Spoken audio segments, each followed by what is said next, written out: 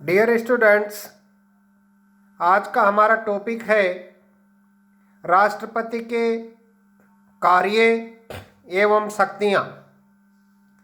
जैसा कि आपको विदित है, पिछले वीडियो में मैंने आपको भारत के संविधान में राष्ट्रपति के बारे में क्या क्या प्रावधान है, इस क्रम में पिछले वीडियो में मैंने आपको राष्ट्रपति पद की योग्यता, राष्ट्रपति का निर्वाचन, राष्ट्रपति के ऊपर महाभियोग की प्रक्रिया, राष्ट्रपति का शपथ ग्रहण और राष्ट्रपति और राज्यपाल को संवैधानिक संरक्षण के बारे में भारत के संविधान में क्या क्या प्रावधान थे, इसके बारे में अवगत कराया था।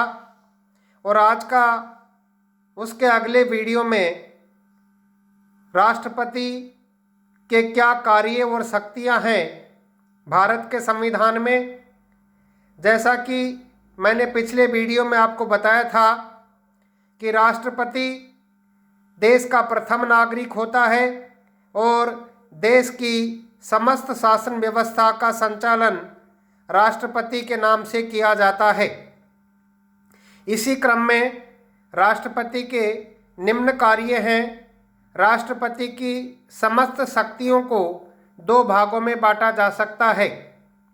पहला सामान्य शक्तियाँ और दूसरी संकटकालीन शक्तियाँ। सामान्यकालीन शक्तियाँ राष्ट्रपति की जो सामान्य शक्तियाँ हैं उनका विवरण इस प्रकार है। पहला है कार्यपालिका अथवा प्रशासनिक शक्तियाँ। भारत का समस्त कार्य राष्ट्रपति के नाम से। अनुच्छेद 53 में इस बात का प्रावधान है कि संघ की कार्यपालिका शक्ति राष्ट्रपति में निहित होगी तथा वह इसका प्रयोग संविधान के अनुसार या तो स्वयं अथवा अपने अधीनस्थ कर्मचारियों द्वारा करेगा। इस प्रकार शासन का समस्त कार्य राष्ट्रपति के नाम से होगा और सरकार के समस्त महत्वपूर्ण निर्णय उसके माने जाएंगे। इसका तात्पर्य यह है कि भारत के संविधान का अनुच्छेद 53 में ये प्रावधान है कि संघ की कार्यपालिका शक्तियाँ राष्ट्रपति में निहित होंगी। इसे संघीय शासन से संबंधित सभी मामलों में सूचनाएं पाने का अधिकार है। प्रधानमंत्री के लिए यह आवश्यक है कि वह राष्ट्रपति को मंत्रिपरिषद के सभी निर्णय और प्रशासन संबंधी सभी मामलों के विषय में सूचनाएं दे, जिसके बारे में राष्ट्रपति ऐसी सूचना मांगे। तो जो कार्यपालिका शक्तियां हैं राष्ट्रपति की, उसमें महत्वपूर्ण बात यह है कि शासन का समस्त कार्य राष्ट्रपति के नाम से किया जाता है, चाहे वह उसका प्रयोग स्वयं करे या अपने अधीनस्थ कर्मचारियों से करे। अधीनस्थ कर्मचारियों से तात्पर्य होता है कि राष्ट्रपति के समस्त निर्णय मंत्रिमंडल के द्वारा लिए जाते हैं, जिसका मुखिया देश का प्रधानमंत्री होता है। इसी क्रम में दूसरा महत्वपूर्ण बिंदु है महत्वपूर्ण अधिकारियों की नियुक्ति व पदच्युति। इस क्रम में प्रधानमंत्री व अन्य मंत्रियों की नियुक्ति प्रधानमंत्री की सलाह से करता है तथा वे उसके प्रसाद पर्यंत कार्य करते हैं। वह राज्यों के राज्यपाल, उच्चतम न्यायालय और उच्च न्यायालय के न्यायाधीशों, महालेखा परीक्षक, संघ लोक सेवा आयोग के अध्यक्ष व सदस्य और विशेष विदेशों में राजदूत आदि की नियुक्ति करता है। राष्ट्रपति कुछ प्रशासनिक आयोगों की नियुक्ति भी करता है, जैसे अंतर्राज्यीय परिषद, निर्वाचन आयोग, वित्त आयोग, राजभाषा आयोग, पिछड़ा वर्ग आयोग। वह अंतर्राज्यीय अंतर्राज्यीय नियुक्तियां भी करता है। इसका तात्पर्य यह है कि राष्ट्रपति प्रधानमंत्री की नियुक्ति करता है और प्रधानमंत्री की सलाह से अन्य मंत्रियों की नियुक्ति की जाती है। इसी प्रकार राज्य के राज्यपाल, उच्चतम न्यायालय और उच्च न्यायालय के न्यायाधीश, महालेखा परीक्षक, संघ लोक सेवा आयोग के अध्यक्ष और सदस्यों की नियुक्तियां भी राष्ट्रपति के द्वारा की जाती है। राष्ट्रपति को मंत्रियों, राज्यपालों, महान्यायवादी, सर्वोच्च तथा उच्च न्यायालय के मुख्य न्यायाधीश एवं लोक सेवा आयोग के अध्यक्ष तथा सदस्यों को पदच्युत करने का भी अधिकार प्राप्त है। यानी राष्ट्रपति मंत्रियों को, राज्यपाल को, महान्यायवादी, सर्वोच्च न्यायालय और उच्च न्यायालय के मुख्य न्यायाधीश, संघ लोक सेवा आयोग के अध्यक्ष और सदस्यों को पद मुक्त भी कर सकता है। ये शक्तियां भी राष्ट्रपति में निहित की गई है। राष्ट्रपति द्वारा इन अधिकारियों की नियुक्ति प्रधानमंत्री और उसकी मंत्रिपरिषद के परामर्श के अनुसार ही की जाती हैं। इसका तात्पर्य यह हुआ कि चूंकि भारत के संविधान में प्रावधान है कि भारत में राष्ट्रपति नाम मात्र का शासक होता है और उसकी समस्त शक्तियों का प्रयोग मंत्रिपरिषद करता है, तो इस क्रम में भी यह उल्लेखनीय है कि राष्ट्रपति जो भी नियुक्तियां करता है, जिनको भी पद से हटाता है, वो सब कार्य प्रधानमंत्री और मंत्रिपरिषद के परामर्श के अनुसार ही करता है। तीसरा बिंदु है विभिन्न प्रकार के नियमों का निर्माण। वह संसद के दोनों सदनों की संयुक्त बैठक, सर्वोच्च न्यायालय के अधिकारियों व कर्मचारियों की नियुक्ति, नियंत्रक व महालेखा परीक्षक की प्रशासनिक शक्तियों और संघीय लोक सेवा आयोग के सदस्यों की संख्या निर्धारण आदि के संबंध में नियम बनाता है। तो ये जितने भी नियम है, संसद के दोनों सदनों की संयुक्त बैठकें बुलाना, सर्वोच्च न्यायालय के अधिकारियों व कर्मचारियों की नियुक्ति करना, नियंत्रक व महालेखा परीक्षक की प्रशासनिक शक्तियों और संघीय लोक सेवा आयोग के सदस्यों की संख्या निर्धारण करना आदि के संबंध में नियम बनाने का कार्य भी भारत के राष्ट्रपति द्वारा किए जाते हैं। चौथा पॉइंट है संघ की इकाइयों पर नियंत्रण की शक्ति। राष्ट्रपति को यह भी अधिकार प्राप्त है कि वह राज्य सरकारों को निर्देशित, नियंत्रित और समन्वित करे। वह राज्यों के पारस्परिक विवादों के निपटारे के संबंध में परामर्श देने के लिए एक अंतर्राज्यीय परिषद का गठन करता है। तो राज्यों की इकाइयों पर नियंत्रण की शक्ति भी राष्ट्रपति में निहित की गई है। अगला पॉइंट है अंतर्राष्ट्रीय मामलों में प्रतिनिधित्व। राष्ट्रपति विदेशों में स्थित भारतीय दूतावासों के लिए राजदूतों व कूटनीतिक प्रतिनिधियों की नियुक्ति करता है और इन प्रतिनिधियों के प्रमाण पत्रों को स्वीकार करता है। यद्यपि ये संधियां और समझौते राष्ट्रपति के नाम से किए जाते हैं, लेकिन इस संबंध में वास्तविक पहल मंत्रियों के हाथ में रहती है और इन संधियों व समझौतों का संसद द्वारा अनुसमर्थन आवश्यक है। तो अंतर्राष्ट्रीय मामलों में भी राष्ट्रपति का प्रतिनिधित्व होता है।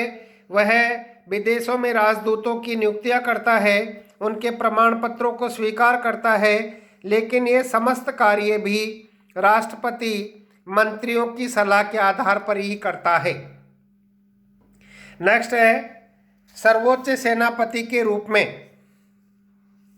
राष्ट्रपति भारत की समस्त सेनाओं का प्रधान सेनापति होता है।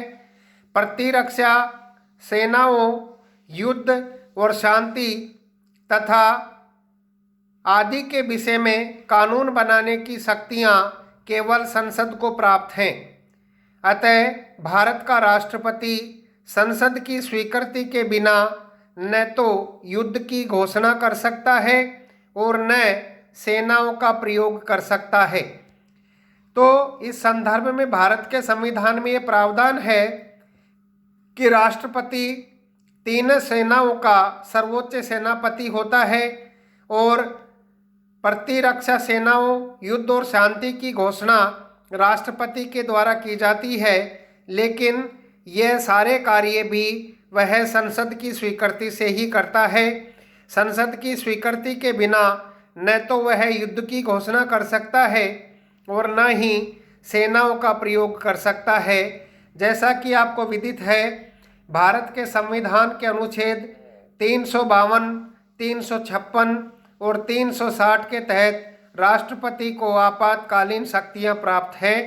तो अनुच्छेद 352 में युद्ध, भारी आक्रमण और सशस्त्र विद्रोह की स्थिति में राष्ट्रपति आपातकाल की घोषणा कर सकता है, लेकिन ये समस्त कार्य भी वह संसद की स्वीकृति से ही करता है। तो ये थी राष्ट्रपति की कार्यपालिका संबंधी शक्तियां।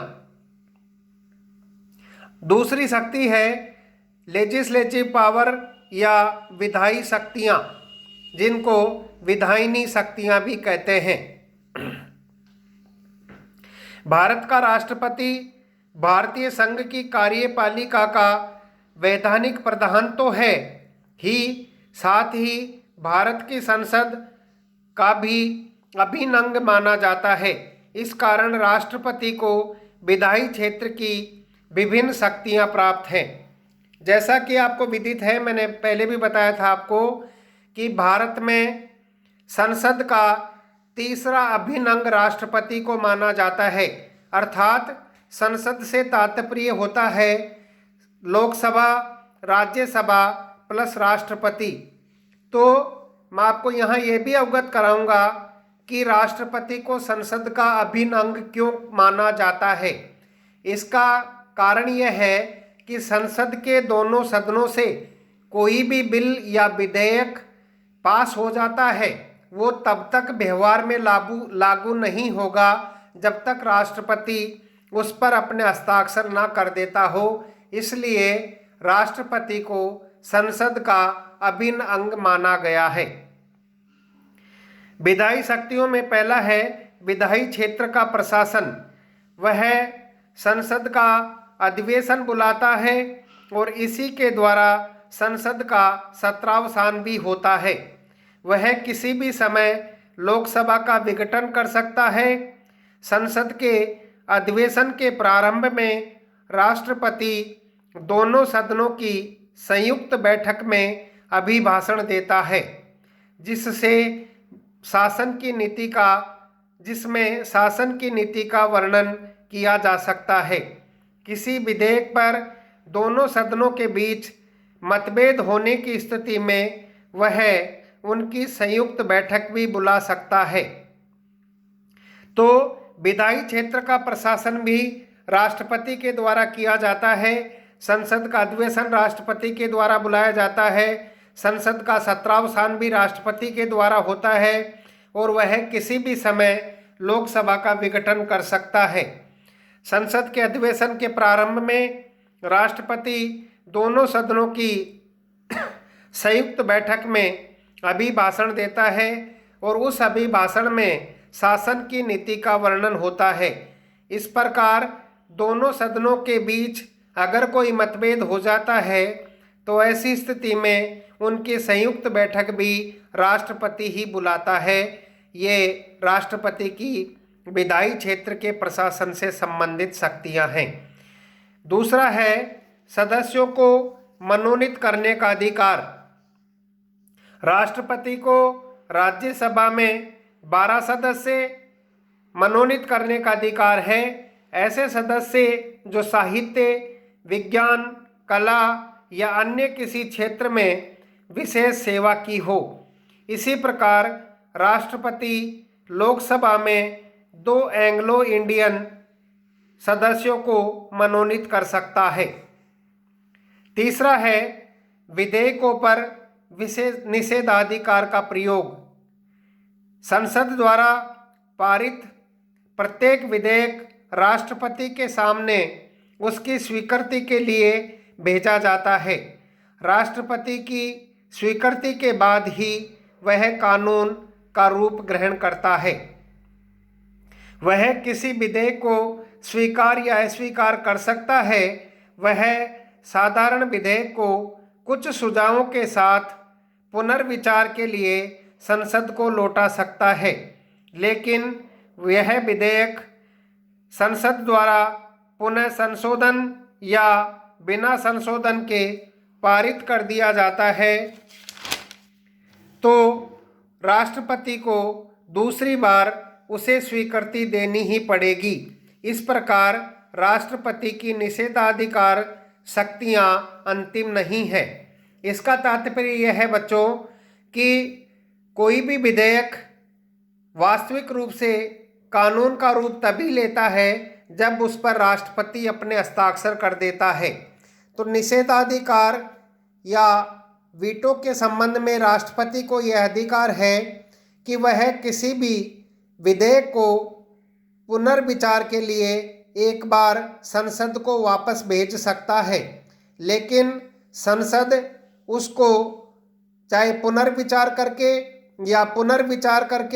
या विचार नहीं करके दोबारा राष्ट्रपति के पास भेजता है, तो फिर राष्ट्रपति को उस पर हस्ताक्षर करने ही होंगे, उसको स्वीकृति देनी ही होगी। ऐसी स्थिति में राष्ट्रपति की जो विशेषाधिकार या निषेधाधिकार शक्ति है वह अंतिम नहीं है। अध्यादेश जारी करने की शक्तियां। जिस समय संसद का अधिवेशन नहीं हो रहा हो उस समय राष्ट्रपति को अध्यादेश जारी करने का अधिकार प्राप्त है। इन अध्यादेशों को संसद द्वारा पास किए गए अधिनियमों के समान ही मान्यता एवं प्रभाव प्राप्त होगा। ये अध्यादेश संसद का अधिवेशन प्रारंभ होने के 6 सप्ताह बाद तक लागू रहेंगे, लेकिन यदि संसद चाहे तो उनके द्वारा इस अवधि के पूर्व भी इन अध्यादेशों को समाप्त कर सकती है। तो राष्ट्रपति को जब संसद का अधिवेशन नहीं चल रहा हो तब अध्यादेश जारी करने का अधिकार प्राप्त है और इन अध्यादेशों को संसद द्वारा पास किए गए अधिनियमों के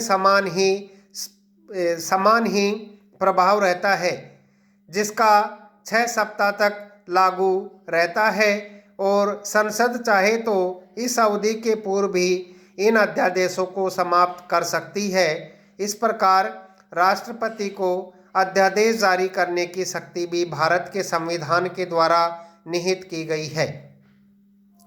नेक्स्ट है राज्यों के संबंध में विधायिका शक्ति। इसके संदर्भ में ये प्रावधान है कि यदि कोई राज्य निम्नलिखित विषयों पर अधिनियम बनाता है तो यह अधिनियम राष्ट्रपति की स्वीकृति प्राप्त होने के बाद ही लागू होंगे। पहला है राज्य द्वारा संपत्ति प्राप्त करने के लिए बनाए गए अधिनियम। दूसरा, वे अधिनियम जो ऐसे विषयों पर निर्मित किए गए हैं जिन पर भारत की संसद को भी अधिनियम बनाने का अधिकार प्राप्त है और जिनका संसद द्वारा बनाए गए अधिनियमों से विरोध है, तथा किसी राज्य के अंदर या दूसरे राज्य के साथ व्यापार आदि पर प्रतिबंध लगाने वाले विधेयकों को राज्य की विधानसभा में प्रस्तुत करने से पूर्व राष्ट्रपति की स्वीकृति प्राप्त करना आवश्यक है। तो ये था राष्ट्रपति की कार्यपालिका संबंधी शक्तियाँ, विधायी शक्तियाँ और राज्यों के संबंध में विधायिका शक्तियाँ। इसके आगे अगले वीडियो में। धन्यवाद।